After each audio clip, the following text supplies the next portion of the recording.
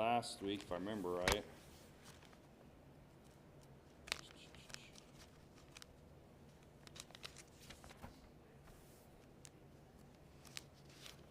Thought about doing something different this morning. Not different, but still along the lines of Acts, but asking questions and see if we can find the answers. Might do that one of these days. Give you a heads up. Study the Bible. So we might do that. Yeah, I'll give you a heads up. I thought about starting doing this like for some reviews once in a while, of like a few chapters, review it, ask questions, and so might start doing some of that. Thought about doing it this morning, but I didn't. Well, when we're all late to church that day, everybody shows up at 10. We'll just do it at this worship time too. Review time, question and answer. Yeah. Well, then the few that are here are going to have a lot of questions to answer. As long as you don't randomly think of something. Yeah, that was fun. Junior high class, when I was younger, they give you a paper, when you came in the next week, they asked the questions that you studied it and everything. Mm-hmm. My dad being the elder, I had a class look at it. You had to. Yeah, when we were in school, sometimes we'd come in and like pop quiz day, and get out a piece of paper, and there's usually like 20 questions or something. You had to answer them, turn them in. It was graded, and yeah, it was fun. But especially. You always had a memory verse. We always have memory verse as kids, Mm-hmm. class and stuff. So, yeah. Got away from that, the questions and the homework and the memory verses. Don't do it like we used to. No, we had one day in Memphis where it was BJ teaching his class, and he had it's all of the dates from David all the way down to the the Babylonian Empire and the carrying away, and all the dates. And he started writing them on the board and connecting the dots, and it's telling, just in his lecture, he's like, everybody got that? And then he erased it. And then the next class period, we had a pop quiz on it. And there was 2 of us that got all the dates down. Click a picture of it. Mm-hmm. Yeah. It was 2 of us that got the dates down. We shared them with everybody, but yeah, it didn't go well. But yeah, those are fun. All right, well, we're in Acts 24. I'm not going to do that, don't worry. Plus, no, we're not grading them anyways. If you fail, you can't come in until, I don't know. When we come in and see a whiteboard, we'll know. Yeah. Oh, Camera's ready. sorry. Holly she's feeling better, I guess. Come on.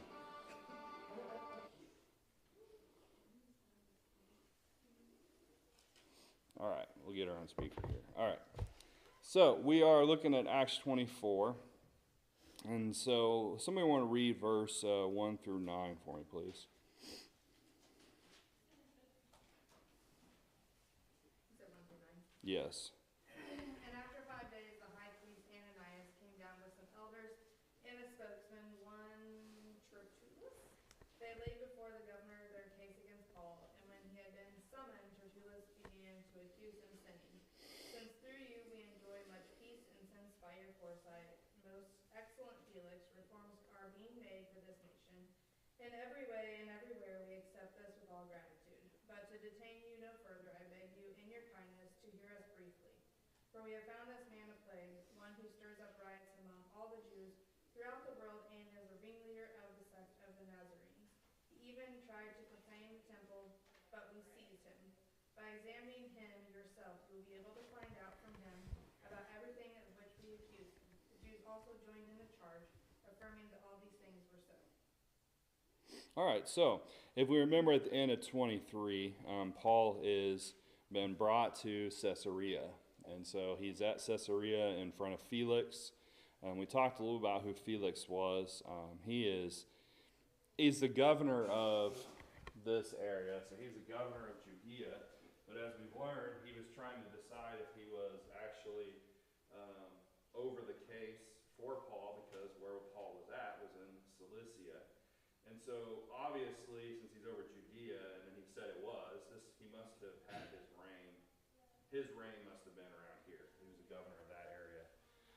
And so he's the governor, and he obviously was the person to go to. Paul would have been more protected there because of where he was at. He was in a Greek city. And then on top of that, he also would have been the one that would judge this case for Paul. And so, remember, the commander sent Paul here with a letter telling him what was going on. Also had charged the people that had brought accusations against Paul to go up to Caesarea also. And that's where we start in verse 1. These elders and the high priest, I don't know if the high priest, I don't remember if the high priest came. I don't think it was high priest, but the elders and representatives for the Sanhedrin came up and brought these accusations against Paul. And so that's where we're at. He's standing in front of Felix in this situation. And so verse 1, it says, now after 5 days, Annas, the high priest, he did come, with the elders in a certain order named Tertullus, or Tertullus. Interesting name. But his arrival, so this orator, that's the word that's used here, this orator. And so an orator, Thayer defines as a forensic order or advocate. So when you think about forensics, what do you think about? Dead people. Yeah, that's right. Yeah, crime. Detail investigation. Yeah. I mean, really deep investigation. Yes, so detailed. You think of dead people, yes, but it's that idea of it's focused on this legal word, but it's really focused upon getting evidence. And so the word that the New King James uses here is evidence. I don't remember what the King James said there, but it uses the word evidence. And I don't think it's the best word for that, because Vine states it's such a person distinct from the professional lawyer, was hired as a professional speaker to make a skillful presentation of a case in court. His training was not legal, but rhetorical. So they had brought this man with them who was going to be their orator. He was going to be their person that was their spokesman to Felix. And this spokesman was going to be good at his job. He's going to be, yeah, he's a professional speaker. But his job is to lay the charges against Paul. So he's laying out the charges. That's the idea of forensic. He is laying the charges that are against him. So it's kind of what a lawyer would do. But this man is trained to be flattering. He's trained to speak well. I don't know about an actor, but I think it's more focused on he's good at speaking. And so he can really lay it thick, lay it down in a way that would help their case. And so that's who they bring. This orator, we don't know anything about him, we just know his name. But Kaufman says this: cunning, assassination, conspiracy having failed.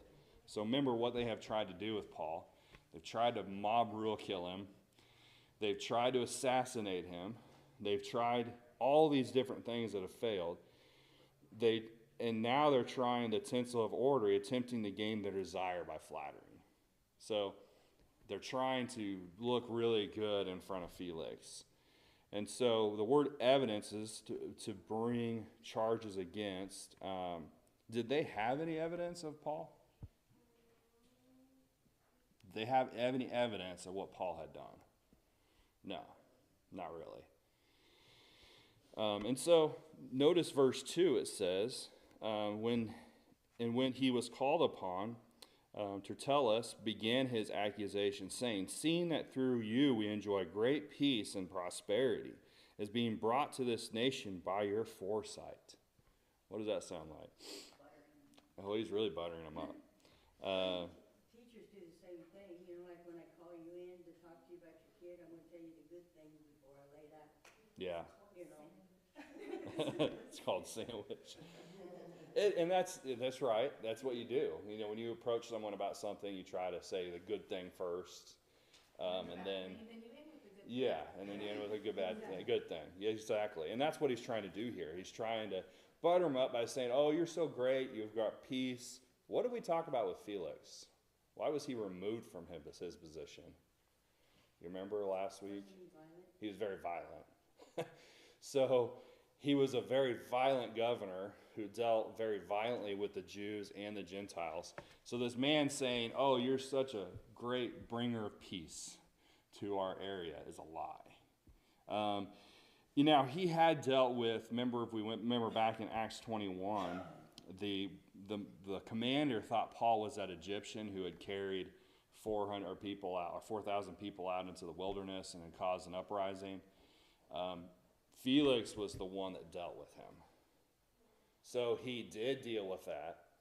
There was robbers and things that he had dealt with, but if you look at Josephus and Tacitus, who wrote during that time, he also killed the high priest Jonathan. So they seem to overlook that part. Like, oh, well, we're not going to talk about that. We're not going to talk about what he did, because they're trying to flatter him. And so then verse 3, it says, we accept it always in all places, most noble Felix, with all thankfulness. Did the Jews like Rome controlling them? Not at all. What were they looking for in Christ or the Messiah? They want to believe Christ was the Messiah, but their hope of the Messiah, what was the Messiah going to do? Yeah, free them of Roman control.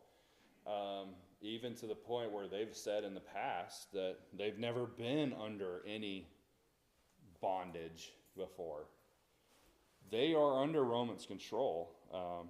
And it reminds me of when Christ, they were trying to kill Christ.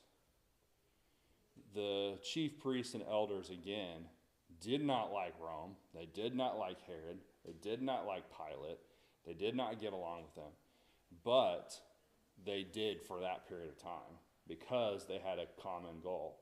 The Jews knew if they wanted Christ dead, they were going to have to butter up to Rome, and that's exactly what happened. That's what they're doing here. They want Paul dead, so what do they got to do?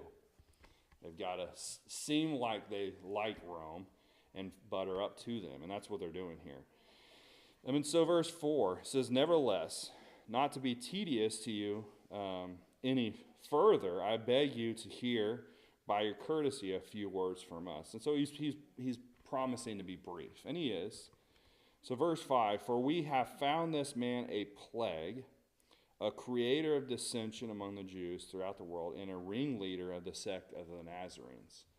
And so look at the accusations. They call him a plague. What do you think about with the word plague? The locust, I didn't think about that. But what do the locusts do? Yeah, there you go, destruction. So a plague is a disease that spreads. If you think about the locusts, they spread throughout an area, destroyed everything that was there. They're calling Paul that.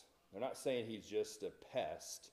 He is a plague. He is a disease that is spreading throughout not only there, but all over the world. And that's interesting because Paul, where's Paul been? He hasn't been all over the world. He's been, in this area, which is a pretty good chunk of the Roman Empire.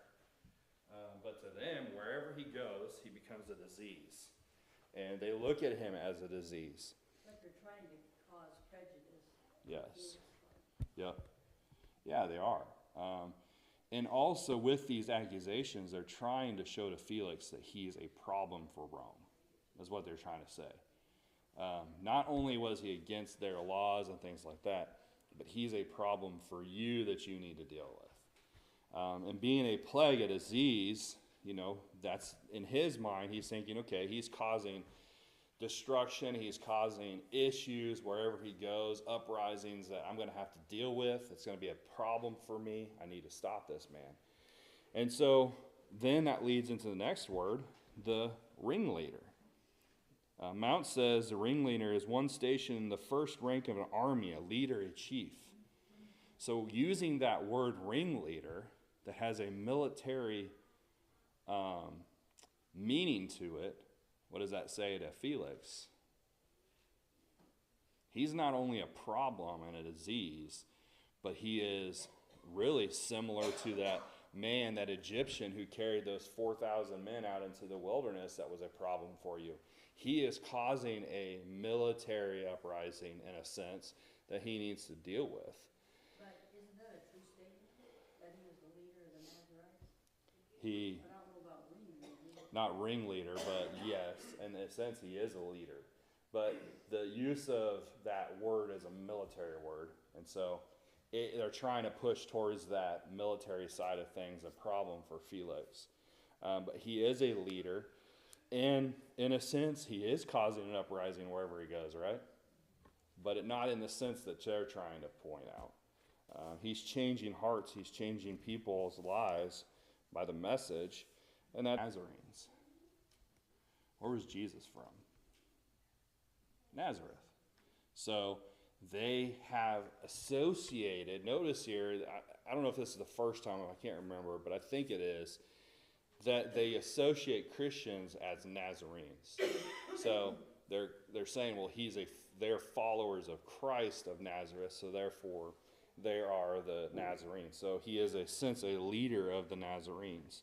And he is, really. He is a leader as an apostle.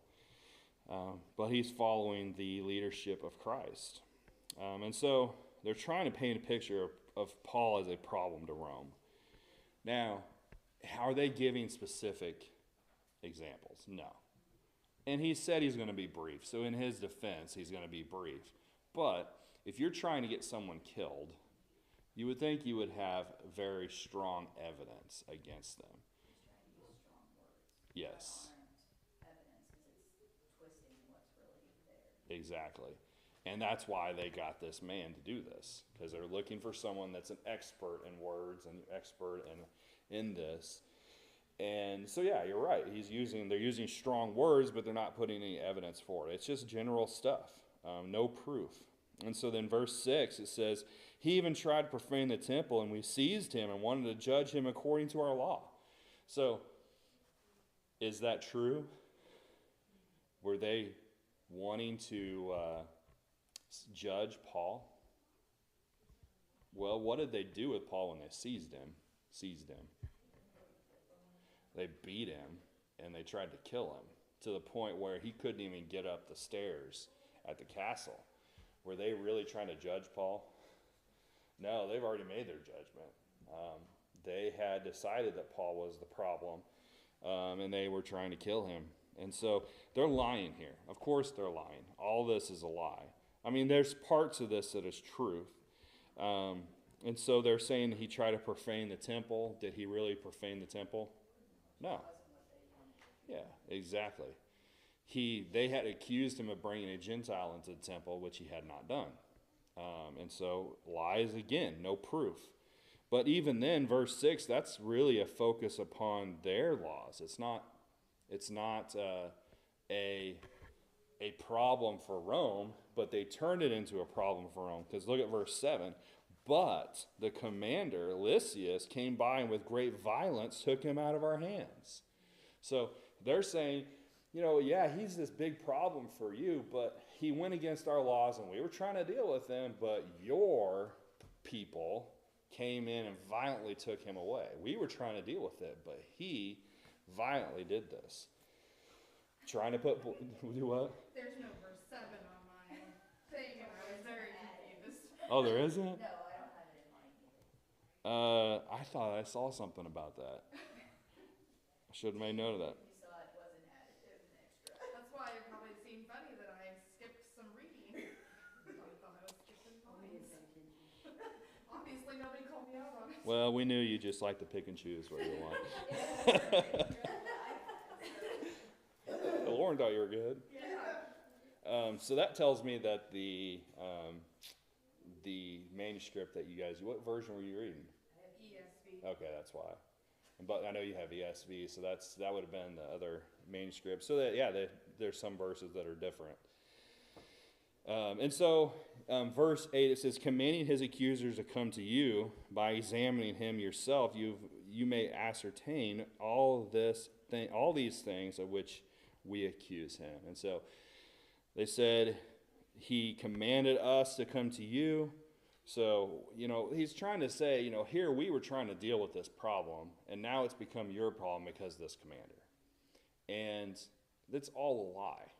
They were trying to kill Paul, yes, and the commander stepped in and protected him. And so it's just so much lying here, partly the truth and things like that.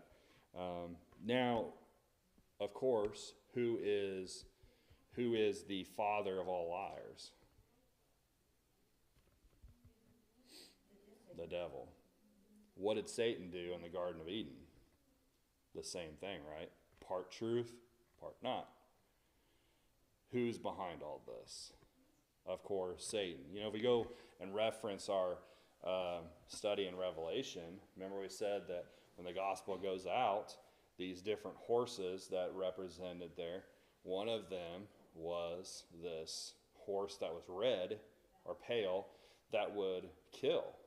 And so that's what Satan's trying to do. He's trying to stop the gospel here. Paul is a leader in the church. He is one that's doing a lot of good for the church, and they want to stop him. And this is just one of Satan's ploys through persecution and really through killing him, trying to kill him, to stop him from speaking the gospel.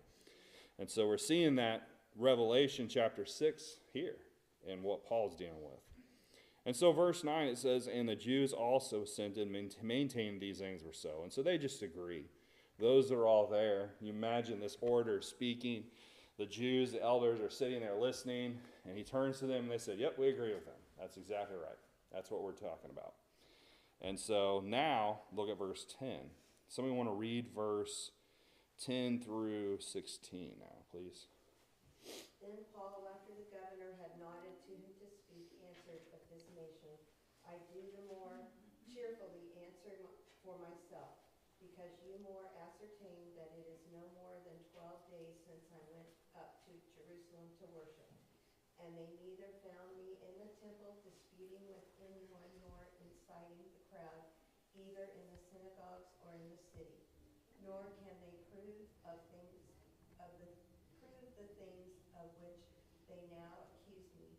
But this I confess to you, that according to the way which they call a sect, so I worship the God of my fathers, believing all things which are written in the law and in the prophets. I have hope in God, which they themselves also accept, that there will be a resurrection of the dead, both of the just and the unjust.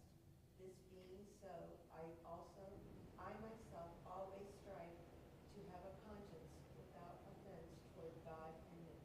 All right, so you imagine this scene, Paul standing there, the orator standing there, and the orator has said everything that he needed, and Felix now turns to Paul, he nods to him, it's your turn. And so Paul didn't have anybody representing him. Paul didn't have anybody stand up for him. He never did. He never has. Why do you think that's the case?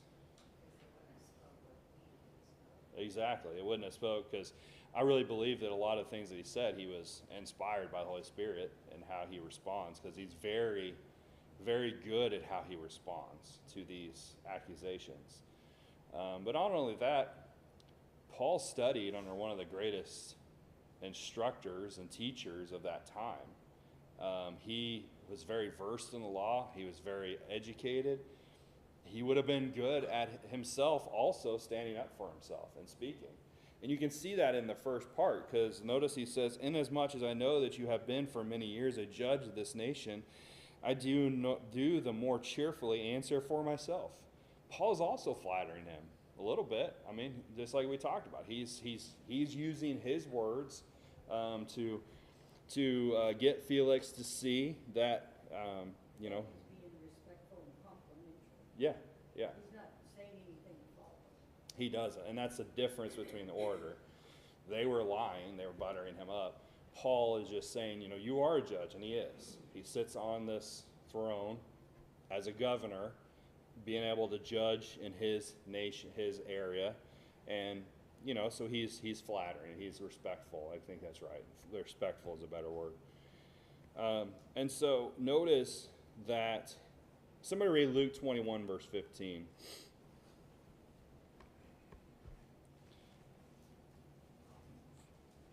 Luke 21, verse 15. For I will give you a mouth and wisdom which none of your adversaries will be able to withstand or contradict. All right, so I think this is a fulfillment. Paul is showing us fulfillment of what Jesus said was going to happen for his apostles. He would give them a mouth that would put the gainsayers to silence them. And we're seeing that here also. Paul, he's very good at how he answers and stands up for himself. And so he tells them, he says, I'm cheerfully answer for myself. He says, I'm glad to answer for myself. I'm glad to be able to speak. And so verse 11, because you may ascertain that it is no more than 12 days since I went up to Jerusalem to worship. He's saying all of this has happened in 12 days that they're trying to accuse me of. Now, they did say that wherever Paul went, he caused problems. But he's saying it's only been 12 days since I went to Jerusalem. And so if you look at the timeline here, the first day he is received by James and the elders. So that starts his first day of purification. Day 2 through 4, he's in that day of purification. The 5th day is when the riot starts. Paul is able to speak on the steps there at the castle. Then you have the Paul's dream that night. The plot to slay Paul. Day 7. Day 8, he starts to Caesarea, and there he is until day 12. And so it's only been 12 days. And I like how Kaufman, his commentator, said this: no insurrection is ever perpetuated in 12 days. And so, Paul is saying it's only been 12 days, and they've accused me of all these things that's going on, and how quickly they have moved from the day I walked into Jerusalem until now I'm standing before you. He's been there for 3 days in front of, and Felix's protection. So that puts it at 9 days. So 9 days from the day he went from Jerusalem to leaving Jerusalem, they think that this has all happened. And so he's just showing them that this timeline's really short. And so verse 12, it says, and they neither found me in the temple disputing with anyone, nor inciting the crowd, either in the synagogues or in the city. So now it's Paul's words against their words, because they didn't give any evidence. Paul's not giving any evidence either, but he's just defending himself. He's saying, they didn't find me doing these things that they're accusing me of. They have no proof. So he's on the right side of it, because they have to give proof for him to be charged. They don't have the proof. Paul's saying, show me the proof. And they don't have it. So verse 13 says, nor can they prove the things of which they now accuse me. But this I confess to you, that according to the way which they call a sect, so I worship the God of my fathers, believing all things which are written in the law and the prophets. Now, think about what Paul is saying there. What is one of the main things that they're accusing Paul of? Not the inciting of riots and things like that. Yeah, profaning the temple, going against the old law. Paul is saying here, that's not true. He says, I believe all the things which were written in the law of prophets. He's saying, I believe them because why? He believes that the Old Testament prophets were speaking of this time. That the things in the Old Testament pointed to the New Testament. And that's true. That's 100% the truth. How many times do we see prophecies being fulfilled or brought up in the Gospels and through the book of Acts of the things that's going to happen that happened? So Paul's saying, I didn't go against the old law. I believe in the old law. I believe in the things that were written by the prophets because they pointed to this time. And so the things that they're saying is all false. And again, he says the way. Now, what is the way? The gospel. And so he says that the way, which they call a sect. Now, the word sect there means by mount, strictly a choice or opinion, hence a religious sect or faction, a discord or contention. I think King James says heresy. And so I think that's a better word there, because what the Jews are accusing Paul of is that Christianity, the way, the gospel, is a heresy. And so in their minds, if it's heresy, they can then deal with it as their Jewish laws. But that's not the case. It's not true. But Paul is saying here, I have hope, verse 15, I have hope in God, which they themselves also accept, that there will be a resurrection of the dead, both of the just and the unjust. And so, as a Roman, Paul has the right, he has the ability to worship any god he wants, small g. Because the Romans worshiped many gods. The Romans worshipped, the Greek gods and their own gods and things like that. They didn't have a problem with people worshiping any god that they wanted. And so Paul is saying, you don't have a law that says I can't worship the true God, and so it's not a problem for you. What I'm doing is not an issue. It's not a problem in Romans' eyes. And I'm teaching, of course he's teaching on the truth, but Paul's connecting the dots here, and he says what really their problem is in verse 15, verse 15, there will be a resurrection of dead, both of the just and the unjust. They agree with the fact that there's going to be a resurrection, but notice what he talks about with this. Somebody read, did not get saved in my notes. This is past you guys now. I have some verses here, sorry.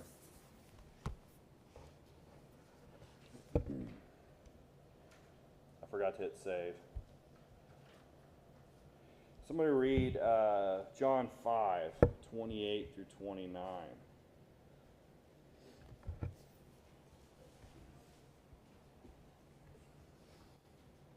Do not marvel at this, for an hour is coming when all who are in the tombs will hear his voice and come out, those who have done good to the resurrection of life, and those who have done evil to the resurrection of judgment. Okay, so John writing, this is Christ speaking, talking about the fact that there will be a resurrection of the just and the unjust. And so somebody read Daniel chapter 12 and verse 2. Did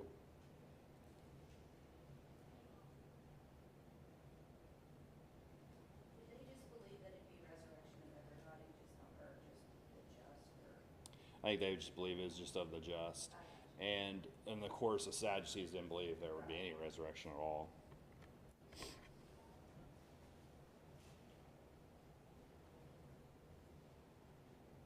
And many of those who sleep in the dust of the earth shall awake, some to everlasting life, and some to shame and everlasting contempt. Okay, and then one more, Revelation 20 and verse 12.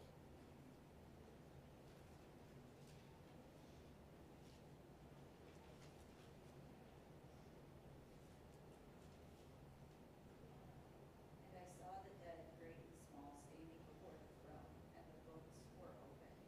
Then another book was opened, which is the book of life, and the dead was judged by what was written in the books, according to what they had done. Okay, and so you think about it, when we talk about the resurrection, we always think about Christians being resurrected, 1 Thessalonians chapter 5, many other passages, that idea of us having that eternal body that will then spend eternity in heaven with God.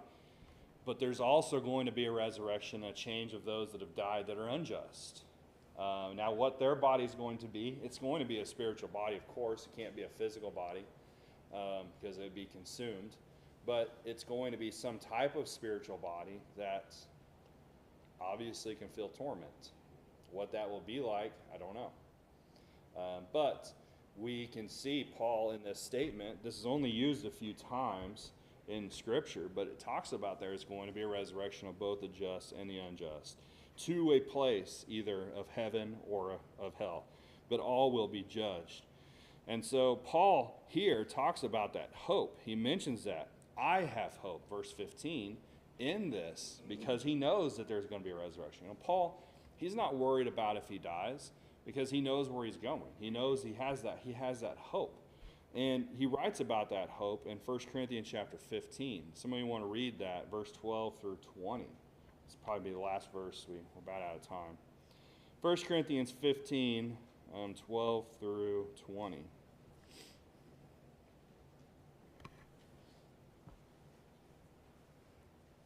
Now the Christ is preached that he has been raised from the dead. How do some among you say that there is no resurrection of the dead? But if there is no resurrection of the dead, then Christ is not risen. If Christ is not risen, then our preaching is empty and your faith is also empty.